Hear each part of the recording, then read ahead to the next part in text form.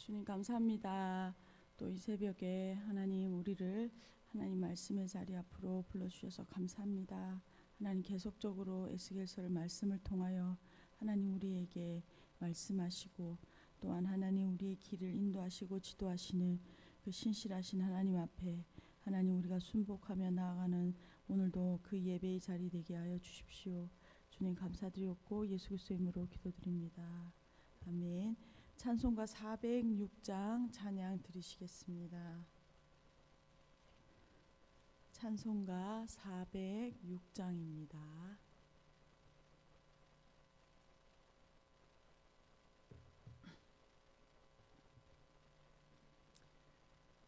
406장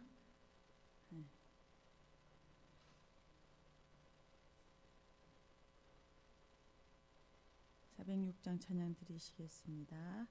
고난 내 영혼 편히 쉴 곳과 풍랑 일어도 안전한 포구 폭풍까지도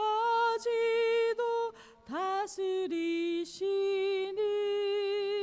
주의 영원한 팔의지에 주의 영원하신 팔 함께 하사 항상 나를 붙드시니 어느 곳에 가든지 요동하지 않음을 주의 팔을 의지함이라. 세상 친구들 나를 버려도 예수 늘 함께 동행함으로 주의 은혜가 충만하리니 주의 영원한 팔의지에 주의 영원하신 팔 함께 하사 항상 나를 붙드시니 어느 곳에 가든지 요동하지 않음을 주의 팔을 의지함이라미. 나의 믿음이 연약해져도 미리 예비한 힘을 주시며 위대할 때도 안보하시니 주의 영원한 팔의지에 주의 영원하신 팔 함께 하사 항상 나를 붙드시니 어느 곳에 가든지 요동하지 않음을 주의 팔을 의지함이라. 능치 못한 것 주께 없으니 나의 일생을 주께 맡기며 나의 모든 지 대신 지시니 주의 영원한 팔의지에 주의 영원하신 팔 함께 하사 항상 나를 붙드시니 어느 곳에 가든지 요동하지 않음을 주의 팔을 의지함이라. 아멘. 오늘 함께 보실 하나님 말씀은 에스겔서 17장 1절에서 10절까지 말씀입니다. 에스겔서 17장 1절에서 10절까지 말씀입니다. 다 찾으신 줄 알고 함께 읽도록 하겠습니다. 여호와의 말씀이 내게 임하여 이르시되 인자야 너는 이스라엘 족속에게 수수께끼와 비유를 말하라. 여호와께서 이같이 말씀하여 이르시되 색깔이 화려하고 날개가 크고 깃이 길고 털이 숱한 큰 독수리가 레바논에 이르러 백향목 높은 가지를 꺾되 그 연한 가지 끝을 꺾어 가지고 장사하는 땅에 이르러 상인의 성읍에 두고 또 그 땅 종자를 꺾어 옥토에 심되 수양 버들 가지처럼 큰 물가에 심더니 그것이 자라며 퍼져서 높지 아니한 포도나무 곧 굵은 가지와 가는 가지가 난 포도나무가 되어 그 가지는 독수리를 향하였고 그 뿌리는 독수리 아래에 있었더라. 또 날개가 크고 털이 많은 큰 독수리 하나가 있었는데 그 포도나무가 이 독수리에게 물을 받으려고 그 심어진 두둑에서 그를 향하여 뿌리가 뻗고 가지가 퍼졌도다. 그 포도나무를 큰 물가 옥토에 심은 것은 가지를 내고 열매를 맺어서 아름다운 포도나무를 이루게 하려 하였음이라. 너는 이르기를 주 여호와의 말씀에 그 나무가 능히 번성하겠느냐. 이 독수리가 어찌 그 뿌리를 빼고 열매를 따며 그 나무가 시들게 하지 아니하겠으며 그 연한 잎사귀가 마르게 하지 아니하겠느냐. 많은 백성이나 강한 팔이 아니라도 그 뿌리를 뽑으리라. 볼지어다 그것이 심어졌으나 번성하겠느냐. 동풍에 부딪힐 때에 아주 마르지 아니하겠느냐. 그 자라던 두둑에서 마르리라 하셨다 하라. 아멘. 저희는 지금 에스겔서 말씀 묵상하고 있습니다. 어제 본문은 그 하나님이 이스라엘 백성들을 가장 비천할 때 피투성일 때 구원하시고 하셨으나 그들이 하나님이 주신 놀라운 은혜로 범죄한 이스라엘을 향하여 하나님 심판하십니다. 그러나 반드시 심판하시지만 또한 회복하신다는 것을 약속하셨죠. 그래서 하나님께서는 심판에 대한 그 말씀도 분명히 집행하시고 그 또한 회복하신다는 그 말씀도 반드시 그 일들을 이루실 것이다라는 것을 우리에게 보여주셨습니다.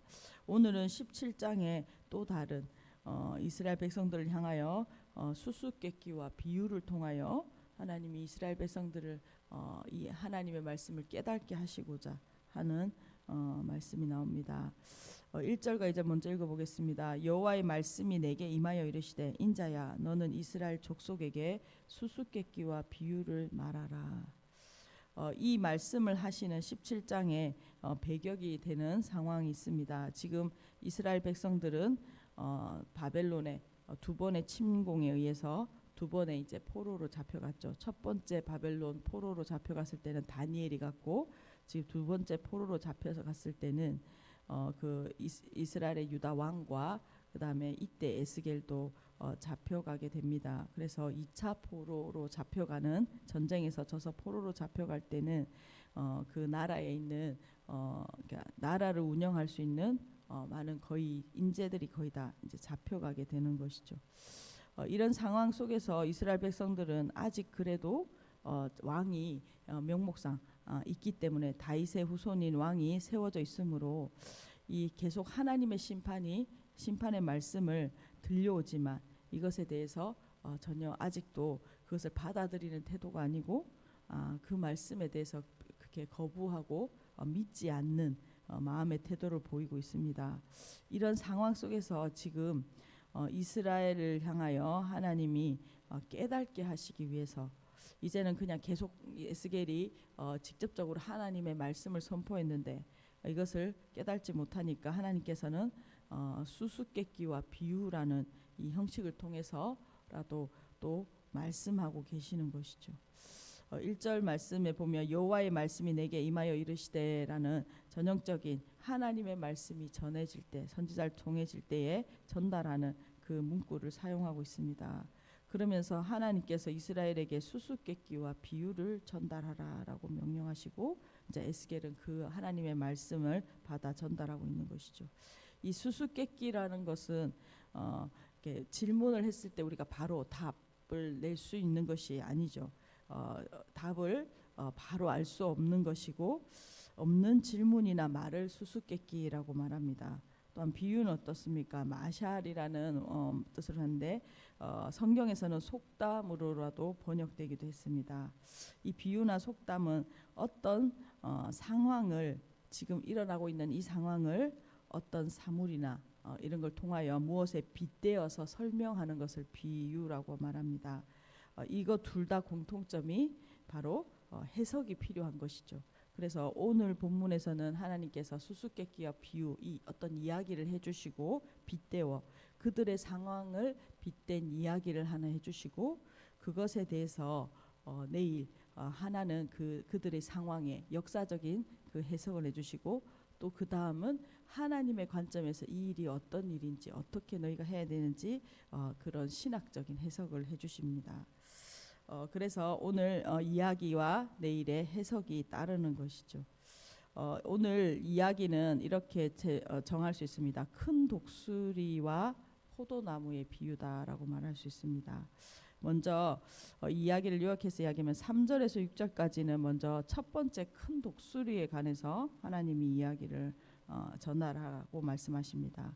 3절입니다. 여호와께서 이같이 말씀하여 이르시되 색깔이 화려하고 날개가 크고 깃이 길고 털이 숱한 큰 독수리가 레바논에 이르러 백향목 높은 가지를 꺾되 그 연한 가지 끝을 꺾어 가지고 장사하는 땅에 이르러 상인의 성읍에 두고 또 그 땅의 종자를 꺾어 옥토에 심되 수양버들 가지처럼 큰 물가에 심더니 그것이 자라며 퍼져서 높지 아니한 포도나무 곧 굵은 가지와 가는 가지가 난 포도나무가 되어 그 가지는 독수리를 향하였고 그 뿌리는 독수리 아래에 있었더라. 우리가 읽어도 이게 무슨 말인지 정확하게 알기가 좀 어렵죠. 하나님께서는 이 이야기를 전하라고 하십니다. 그런데 이제 등장하는 비유에 등장하는 것이 색깔이 화려하고 날개가 크고 깃이 길고 털이 숱한 독수리 한 마리가 큰 독수리가 등장합니다. 이것은 이제 뒤에 나오는데 이 독수리가 상징하는 것은 빗댄 것은 바로 바벨론이죠. 이처럼 이제 멋지고 힘이 강한 독수리로 바벨론을 나타냅니다. 근데 이 독수리가 오늘 3절에서 6절까지 두 가지 일을 행한다라고 말하고 있죠.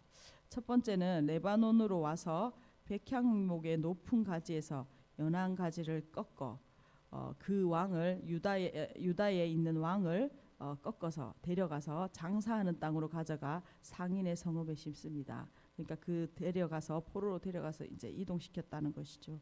그리고 연한 가지 이 세수는 특별히 세순을 의미하고 이것은 다른 곳으로 옮겨 심었을 때도 잘 자라게 되죠. 그곳에서 잘 자라게 된다라는 것을 보여주고 있습니다.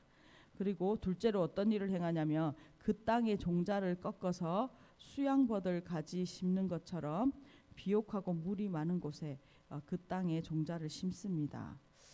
이렇게 하는 것은 백향목의 높은 가지는 제거하고 백향목 대신에 그곳에 포도나무를 세우는 것이죠. 그래서 실제로 그 왕을 데려가고 바벨론이 자신의 임의로 다른 한 왕을 거기에 세우는데 시드기야라는 왕을 세우죠. 이렇게 큰 독수리의 의도대로 무성하지만 높지는 않은 포도나무로 잘 자라게 됩니다. 특별히 여기서 높지 아니하다라는 표현을 쓰고 있습니다. 이것은 앞서 백향목의 위치와 그 아름다움과 그 높이보다 낮은 모습을 의미하는 것이죠. 그래서 포도나무 가지는 그러나 그렇게 백향목처럼 번성하지는 못하지만 포도나무 가지는 독수리를 향하고 그 뿌리는 독수리 안에 있습니다.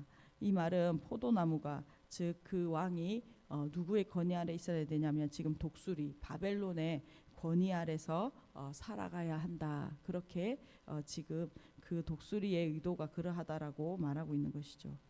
그런데 7절에서 8절까지 보면 또 다른 큰 독수리가 등장하고 있습니다. 7절입니다. 또 날개가 크고 털이 많은 큰 독수리 하나가 있었는데 그 포도나무가 이 독수리에게 물을 받으려고 그 심어진 두둑에서 그를 향하여 뿌리가 뻗고 가지가 퍼졌도다. 이 다시 다른 독수리가 등장하는데 이는 애굽, 이집트를 상징합니다. 이 독수리도 첫 번째 독수리와 비교할 만큼 큰 독수리다라는 모습을 갖추고 있지만 독수리에 대해서 화려한 색깔이나 털의 길이 같은 묘사들이 없는 것으로 보아서 이 두 번째 독수리는 첫 번째 독수리보다는 힘이 약하고 못하다라는 것을 보여주고 있죠. 이런 상황 속에서 포도나무가 지금 두 번째 독수리를 향해서 관심을 가지고 있는 것을 이야기하고 있습니다. 이 포도나무는 두 번째 독수리에게 가지를 펴고 뿌리를 뻗어 물을 얻고자 하는 행동을 하고 있죠.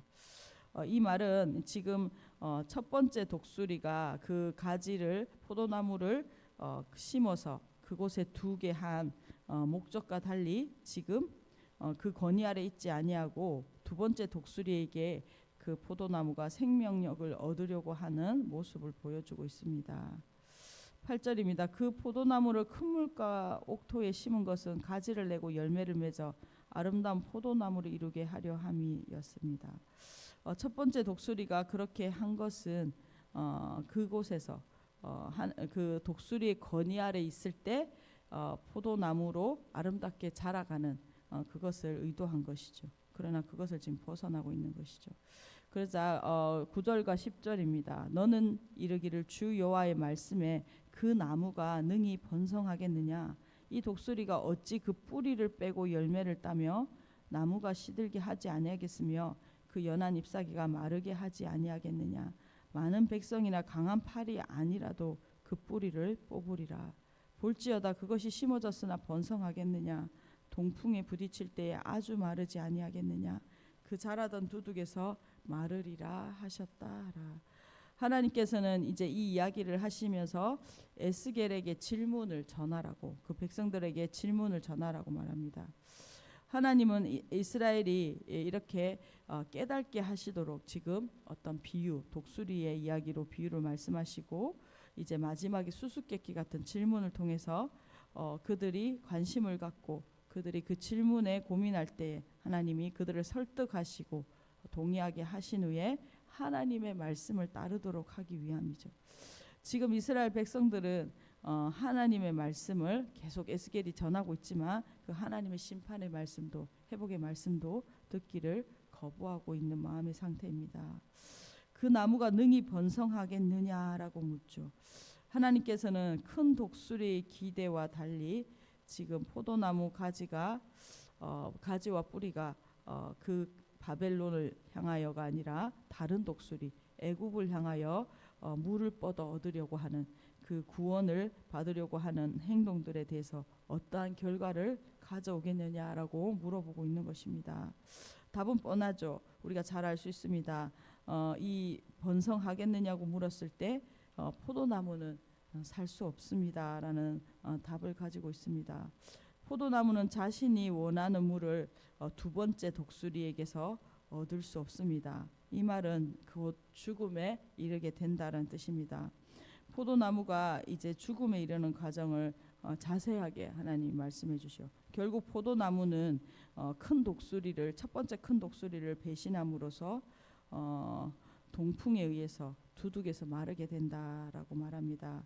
결국은 그들이 이러한 배신을 통해서 죽음에 이를 수밖에 없다. 이런 상황에 처하게 된다라고 말씀해 주고 있는 것이죠.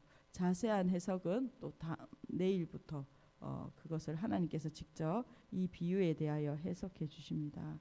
오늘 말씀을 요약하면서 함께 기도했으면 좋겠습니다. 하나님께서는 에스겔을 통하여 지금 이 말씀을 포로 공동체 가운데 말씀을 전하고 있는 것이죠. 그들 안에 여전히 아직은 왕이 명목상이라도 있다는 그 상황 속에서 아직 성전이 그곳에 있다라는 마음으로 하나님의 심판의 메시지를 듣지 않고 있습니다. 그래서 반항하는 그들의 마음 가운데 하나님은 그들을 돌이키고자 이번에는 비유와 그의 수수께끼의 질문으로 말씀하고 있습니다. 이 비유는 남유다가 바벨론의 지배 아래서 어떻게든 벗어나고자 지금 두 번에 벌써 포로로 잡혀갔고 하나님의 심판이 바벨론을 통해서 진행되고 있는 가운데도 여전히 이 하나님의 심판에서 벗어나고자 하는 것이죠. 새롭게 떠오르고 있는 바벨론 대신에 이집트를 의지해서 자신들의 이 상황을 벗어나고자 합니다. 하나님께서 바벨론의 지배 아래 두신 것이죠. 그것은 하나님의 심판이며 그들에게 우상 숭배와 우리가 계속 보았던 정치적 의지, 하나님 아닌 다른 것들을 의지하고 그들 안에 있는 하나님의 말씀이 아니라 자신의 뜻대로 달려가는 그 교만함들을 고치기 위한 것이었습니다. 그러나 지금 이스라엘은 그 하나님의 심판을 감당해야 하는에도 불구하고 자신의 방법대로 또한 다시 한번 심판을 벗어나 살 길을 찾아 나서려고 행동하고 있는 것입니다. 그래서 죽음을 자초하고 있는 것을 주님 우리가 보게 되는 것이죠. 이처럼 하나님의 뜻을 떠난 하나님의 백성들은 결국 이 포도나무처럼 마르게 된다라는 것을 우리에게 말씀하고 있습니다. 오늘 이 말씀에서 우리의 삶에 적용하길 원합니다. 우리의 삶을 향한 또 우리의 인생을 향한 또 우리의 공동체와 이 나라를 향한 하나님의 뜻이 있습니다. 하나님의 뜻과 계획이 아닌 오늘 나의 판단과 나의 기준으로 우리가 한 데는 결정하고 우리의 뜻대로 달려가는 어리석음들이 있습니다.